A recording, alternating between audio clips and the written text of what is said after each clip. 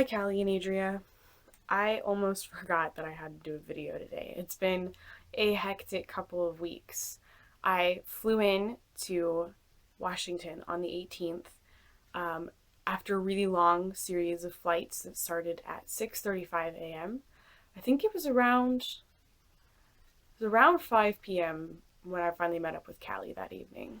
And then of course, Adria, the next day was your wedding. And then after that, I went to Olympia, then back to Seattle, and like all around Seattle. And then on the 28th, I took the train up to Vancouver. I didn't really take any video while I was up in Vancouver.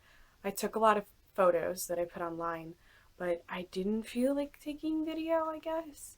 I guess a lot of it was just sort of trying to be there in the moment, and it's a beautiful area. I was in Steveston, of course. It's a gorgeous small town with like really nice people, and got to see a lot of really beautiful sights. The thing about traveling for me is that it has this effect of like calming me, even though it's really stressful.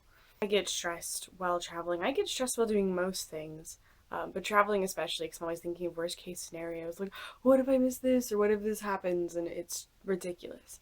But at the same time, traveling tends to be really calming. I talked a lot in previous videos about how I'm really restless. I don't like staying in one place for more than 2 months typically.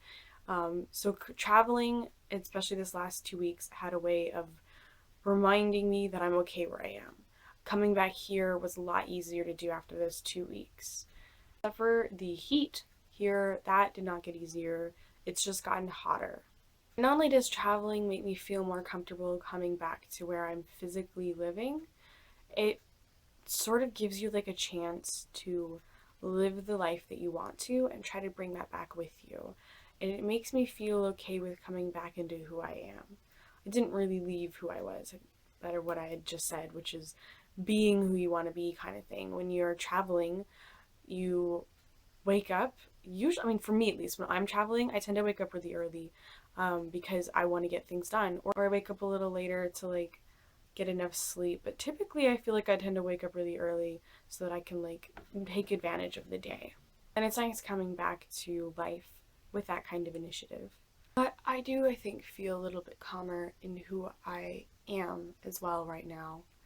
At least in my head, because my life right now is not that exciting, I guess, on the outside, but in my head I feel a lot calmer, except for the heat outside, which is part of who I am, which is pretending that it isn't hot. That's why I'm in this really lovely, very thick sweater like shirt and jeans. I really like buying thick, cozy socks. I listen to the sound of rain a lot online, or the sound of like nighttime foresty sound.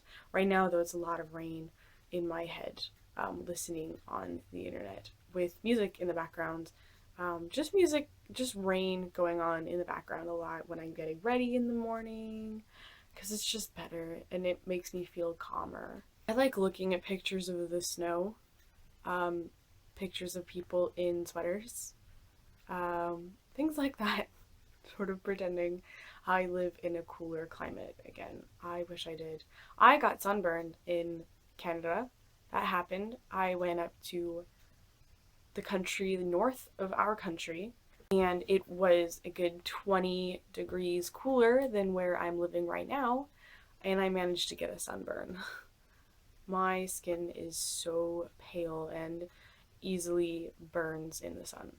But I've gone back to work now, which feels okay again. I feel like I can do this again. And I'm reading a lot right now. I'm reading 3 different books. I'm really, now I need, like, I've recovered from travel. Now I need to get back into writing. I need to get back into art. Those 2 things are really important. I did, while I was out in Washington, I did get a water brush, which is like a paintbrush with like a water container built into it, so you don't have to like dip the brush in the water, and it's so useful. I mean, I was really excited the first time I tried it, and I like drew a tree and like a gravestone, and it was so nice. It was really pretty. Honestly though, I started an aesthetic tag on my Tumblr, and that's kind of like the mindset that I'm living in, is that tag. It's 5 pages right now, and I'm really happy with it. I just like keep flipping through it like, oh yes, trees, snow, mythology. for now, I just feel a lot more at peace, I think. We'll see how long that lasts. 2 months is probably the maximum there, and then I'll be ready to go again. But I might be going to Galveston again sometime soon, so that'll be really nice. And there are a couple of events coming up, a production of Beauty and the Beast in October in a town that's near here. And Ransom Riggs, who wrote Miss Peregrine's Home for Peculiar Children, it was going to be in Houston for his third book, Library of Souls, which I'm also going to buy because I love the first two a lot. So there are good things coming up that I'm really excited for. Good literary things. And I think, there are other things that I'm looking into doing. Callie, you and I talked about the possibility of me going to grad school for British Romantics because it's still something that I will talk about all the time. And I feel like there's so much more that I could do and research for Byron's Manfred. So there's that possibility ahead of me. There's applying to other schools still for screenwriting programs ahead of me. It's not the end of the road. But at the same time, I think I've kind of like still managed to let go of some stress. I'm still stressed. I still how am I going to, live in the future and afford food and rent and things like that. But it's hard to describe. It's like there's a calm inside my head right now. Anxiety is still my default emotion, but there's a calm inside my head, and I think it's that part of me that says that I should live the life of Baba Yaga and run away into the woods and reject the illusion of society. But, at least for now, things are okay.